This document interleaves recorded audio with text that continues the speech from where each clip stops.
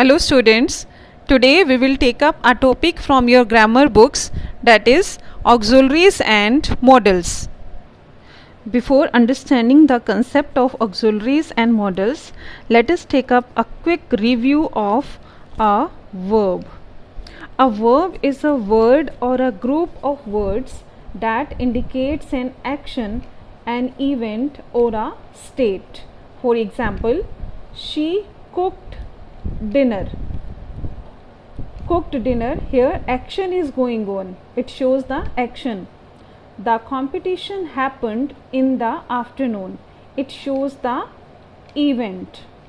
And he is happy, it shows the state. Next important point about verb is, a verb may be one word but can consist of 2, 3 or even 4 words. I walked to the school. Here we have one word. I was walking to the school. 2 words are there. He has been studying a book. Here we have 3 words.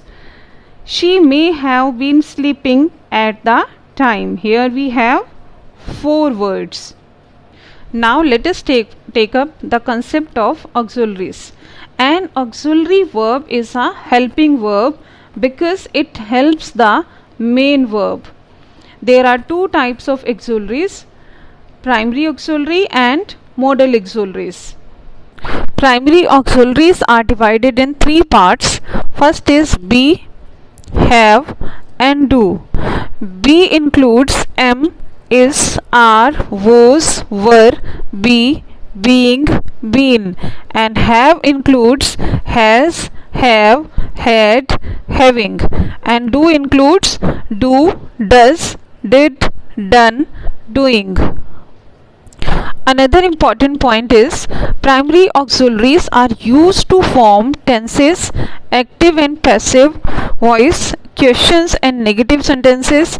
They change their form according to the tense, number and person of the subject. Another important point is, when the auxiliary verb occurs alone in a sentence, it takes the position of the main verb. Like, Raghav is playing flute. Neha is a teacher. Here you can see this is auxiliary verb or helping verb and this is the main verb. Okay, and here in the second sentence, Neha is a teacher. No other verb is there except is. It means this is the main verb here, and here is the helping verb or auxiliary verb. In next sentence you can see, Mohan has finished his lunch. Here you can see has finished. Has is the auxiliary verb and finished is the main verb. And here Rama has a pet dog. Has is the only verb here, that's why it becomes the main verb here. Next, you need not worry about him. Here we have auxiliary verb and this is main verb. And we need some apple juice. Here need becomes the main verb as it is used alone here and it is not attached with any other verb. Rekha did not come to my house. Here did is auxiliary verb and come is the main verb. And in this sentence, Megha did her work neatly. Here did becomes the main verb. Pooja dare not go out alone. Here this is auxiliary and this is main verb. And Sohan dared him to climb a tree. And here dared word becomes the main verb. Now let us see the functions of primary auxiliaries. Auxiliaries are used to show whether an action is complete, continuous or habitual. How we can come to know?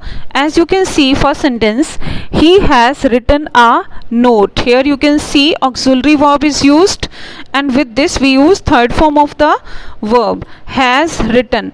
It shows that this action is complete action. He has written a note and he is writing. This is auxiliary verb and it is in continuous form. So he is writing a note. This is continuous action. Next you can see he does not write a note. Does not write. It shows the habit. So this is habitual. Next, auxiliaries are used to create short answers also. Like if you say, do you know him? If you want to answer this question, you can say, yes, I know him. But in place of this, you can use this auxiliary verb in the answer to make it short. Like, yes, I do. Both these sentences have same meaning.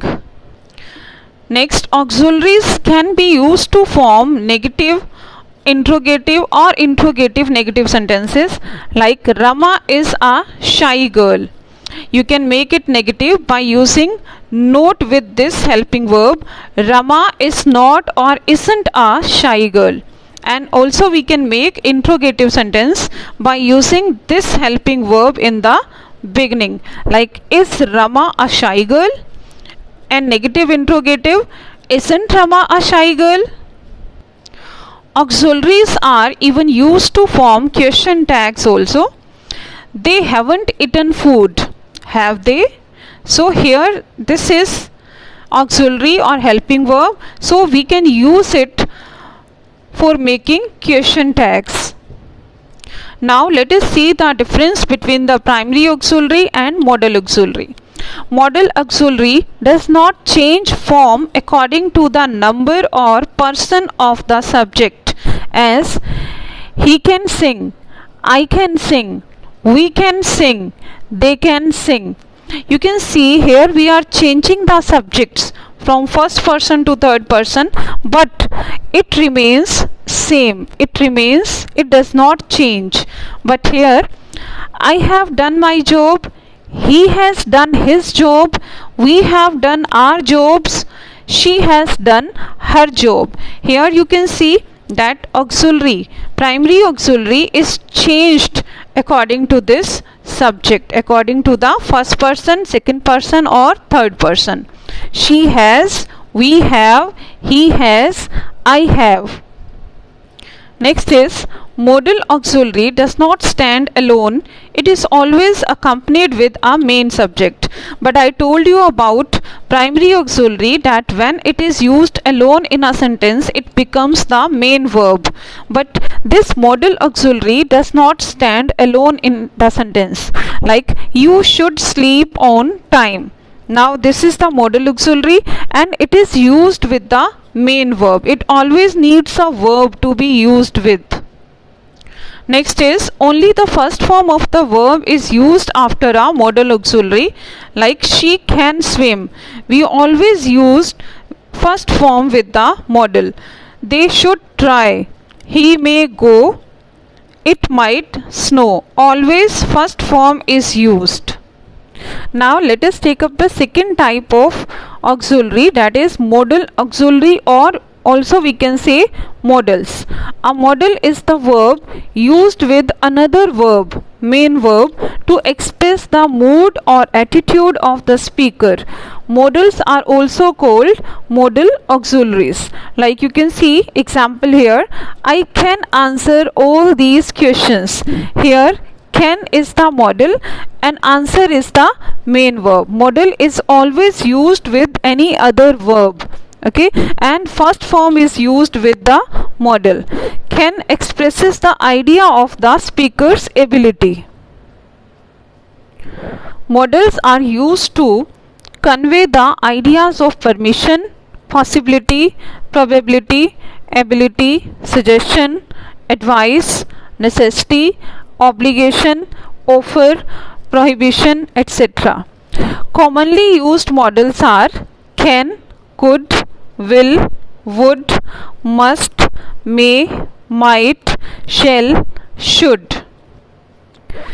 Dare, need, used to and ought to are widely considered as semi-modals. Dare, need, used to and ought to. These are considered as semi-modals. Dare and need are considered as semi-modals because they can also function as main verbs in a sentence. For example, no one dares to question my authority. Here, dares work as the main verb. That's why these are called semi-modals. Next, you can see he needs that report by tomorrow. Here, needs functions as main verb. Ought to and used to, while unable to be main verbs, are considered as semi-modals because they are always followed by infinitives. These used to, ought to, that's why these are also called semi-modals. Now let us see some more examples of modal auxiliaries. First is shall and will. These are often used to express future. For example, I shall be famous. He will succeed. Shall and would are used as the past tense of shall and will. Shall and should are used to express a command, duty or obligation. For example, you shall report at noon. We should address the committee. Will is used to express volition. For example, I will take you there. What does it mean? I am willing to take you there. Next is they will sing for us. What does it mean? They wish to sing for us. Next is must and ought to.